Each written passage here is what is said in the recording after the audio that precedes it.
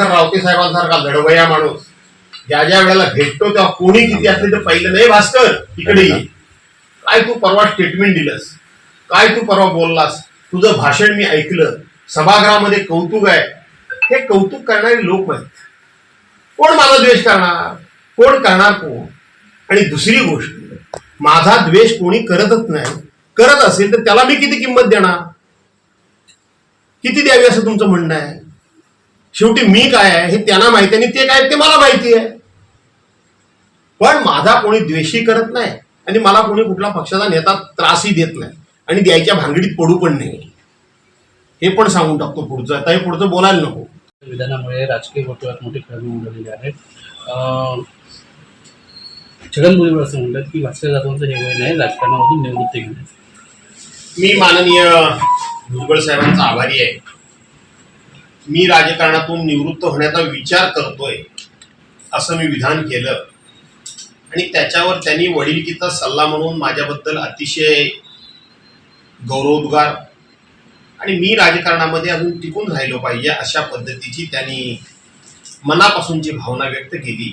मी स्वतः ऐकली, मी पाहिली.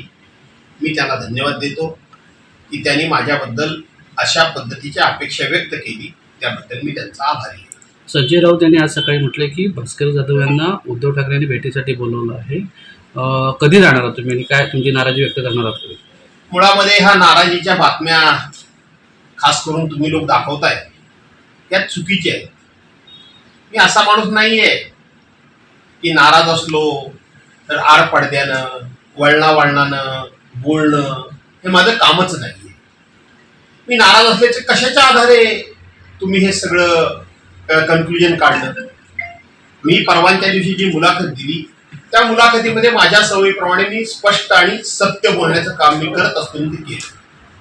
पण काल मी माझ्या मतदारसंघाचा फक्त आणि फक्त उद्याची जिल्हा परिषद आणि पंचायत समिती ही उद्धव बाळासाहेब ठाकरे यांच्या पक्षाची पुन्हा निवडून आली पाहिजे याकरता लावलेला मेळावा हा तुम्ही बघितला.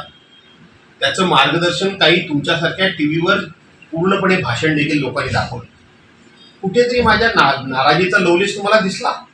मी नाराज कशाला आहे. आणि आत्ताच तुम्ही इथं आलेले आहात. इथं हे सदैवजी बेटकर बसले, ते आमच्या संपूर्ण रत्नागिरी जिल्ह्याचे संघटक म्हणून त्यांची निवड झालेली आहे.